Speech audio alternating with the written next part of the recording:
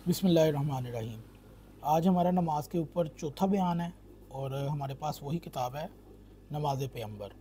इसके बारे में फिर आपको बताता चलूँ, ये हुसैन अल अमीनी की किताब है, शिया ने ये लिखी है। वैसे तो नमाज पैगम्बर कई किस्म की है, हनफियों की अपनी नमाज पैगम्बर है, अहले हदीसों की अपनी है, हम्बला की वगैरह वगैरह की, कादियानियों की भी। कादियानियों को भी ऐसे ज़रूरत ही नहीं है, वो पढ़ते ही अहले सुन्नत जैसी हैं।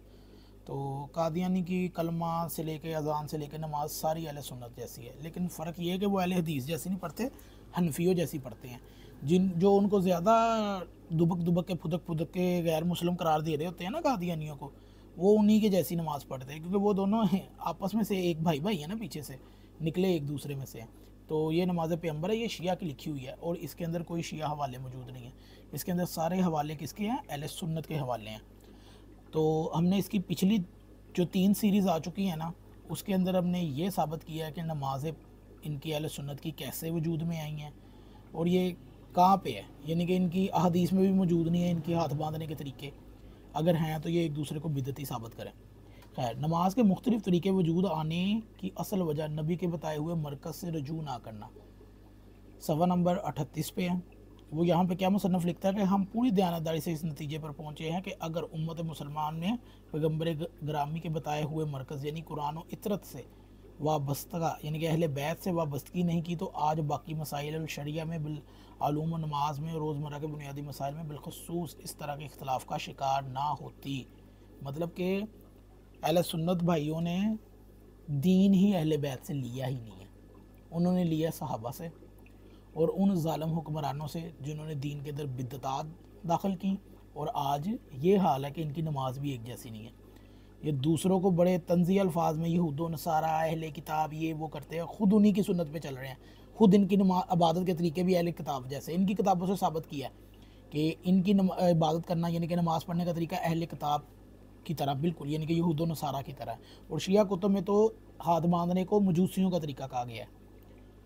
खैर, बादज़ पैगम्बर कुरान और सुन्नत की तालीम हासिल करने का मरकज़ कौन सा? प्यारे नबी की दिली तमन्ना थी कि मेरे बाद मेरी उम्मत की वहदत कायम रहे, इसलिए आपने अपनी क़यामत तक आने वाली उम्मत को एक नसीहत और वसीयत फरमा दी कि हदीस सकलैन सही मुस्लिम, जामिया तिरमिज़ी और दीगर अहादीस में तवातर के साथ ये मशहूर हदीस मौजूद है, जिसमें नबी करीम ने फरमाया कि उम्मत को जिस मरकज़ की तरफ रजू करने का हुक्म है, इसका ज़िक्र मौजूद है। इस हदीस को बड़े उलमा अहले सुन्नत और अहले हदीस ने दुरुस्त तस्लीम करते हुए अपनी किताब में नकल किया है। मसलन अहले हदीस मुसन्नफ़ शाह इस्माइल ने अपनी किताब अज़मत व सहाबा व अहले बैत में हदीस सकलैन लिखी है, जिसमें प्यारे नबी सहाबा कराम के अलावा अपनी बाकी उम्मत को ये पैगाम दिया गया है कि मैं तुम्हारे दरमियान 2 बड़ी वज़नी चीज़ें छोड़े जा रहा हूँ, एक कुरान और दूसरा मेरी अहल बैत।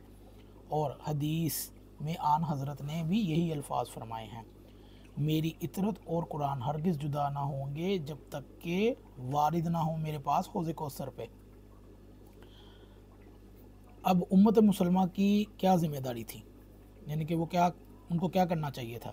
अब उम्मत मुसलमा की ज़िम्मेदारी ये थी कि वो बिला हिलो हुज्जत अपने तमाम दीनी मामलात में प्यारे नबी की तरफ बताए हुए इस मरकज़ की तरफ रजू करती, जो कि उन्होंने किया नहीं है, जिसका कोई अमल कुरान से जुदा ना हो। गवाही बाज़ुबान रसालत दी है, लेकिन अफसोस सद अफसोस ज़ुबानी दावे तो होते हैं, यानी कि ये भी कहते हैं ना हम भी मानते हैं अहले बैत को, तो खैर, लेकिन अमलन ऐसा कुछ भी नहीं है। अहले हदीस भाइयों के ही बहुत बड़े वहीदुज़्ज़मान ने अहले हदीस ने अहले सुन्नत के दीगर मकातब फ़िक्र के बारे में बड़े अफसोसनाक अल्फाज लिखे हैं कि आन हज़रत की इस नसीहत वसीयत भी है और नसीहत भी है, जो दोनों ही अहले सुन्नत के लिए आते हैं, ना नसीहत पे अमल किया ना वसीयत पे अमल किया, बल्कि वसीयत तो लिखने भी नहीं दी।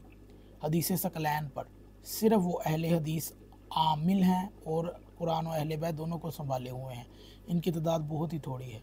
खारजी और नासबी और मुक़ल्लिदीन और नाम नहाद के अहले हदीस ने अहले बैत को छोड़ दिया है। अब खारजी और नासबी तो माज़अल्लाह अहले बैत के दुश्मन भी बन गए हैं, इनको बुरा कहने लगे हैं। मुक़ल्लिदीन ने क्या किया कि ज़बानी अहले बैत की मोहब्बत के ढींग मारते रहे हैं, लेकिन अमलन ज़रा भी अहले बैत की तरफ तवज्जो नहीं। उनकी किताबों में जहाँ देखो अबू हनीफ़ा, शाफ़ी, मज़नी, अबू यूसुफ़ और मोहम्मद बिन हसन और ज़फ़र के अक़वाल बढ़े हुए हैं। मैंने आज तक किसी हनफी शाफ़ी को नहीं देखा कि उन्होंने इमाम सादिक, इमाम बाक़िर और दूसरे आइमा अहले बैत के अक़वाल तलाश करके इन पर चलें, और इन मुक़ल्लिदों का जहल इस दर्जा तक पहुँच गया कि अगर कोई खुदा का बंदा अहले बैत कराम के अक़वाल और अफ़आल जमा कर भी ले तो इनके इज्तिहाद पर चले तो इनको शिया कहते हैं। खूब, अगर यही तशय्यो है तो खुदा हमें शिया रखे अल्हम्दुलिल्लाह, और इसी तरीक़ पर मारे अल्हम्दुलिल्लाह।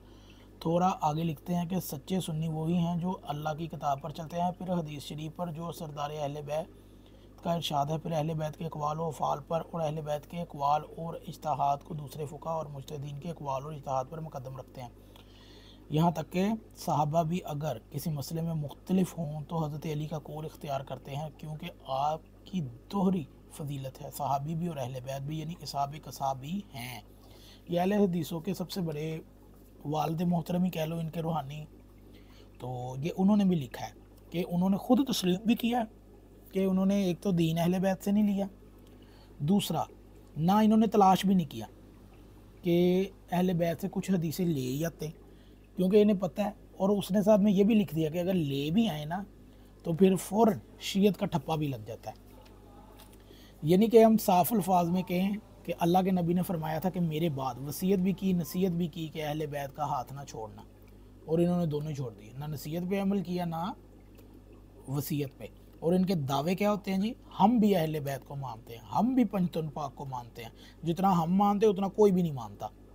और ये सब इनके फ्रॉड और ढोंग है, ये कोई भी अहले बैत को नहीं मानते। ये अहले बैत के कातलों के दफाई हैं सारे टोले, जो भी ये ज़्यादा फड़क के बोलता है, क्योंकि जिन्होंने अहले बैत से किताबें लिखवाई हैं, उनका दीन लिया है, वो तो शिया है। जिन्होंने इस हदीस को पकड़ा हुआ है कि कुरान और अहले बैत, वो तो शिया है।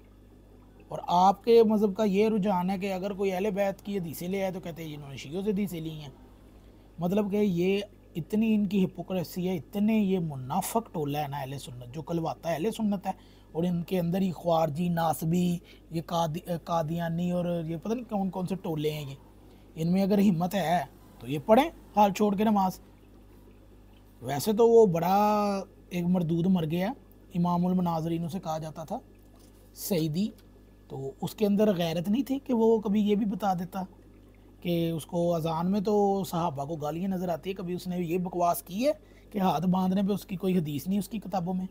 इमामुल मुनाज़रीन बने हुए हैं, जिसका बेटा कुछ दिन पहले अल्लाह अली से हार गया बेशरम।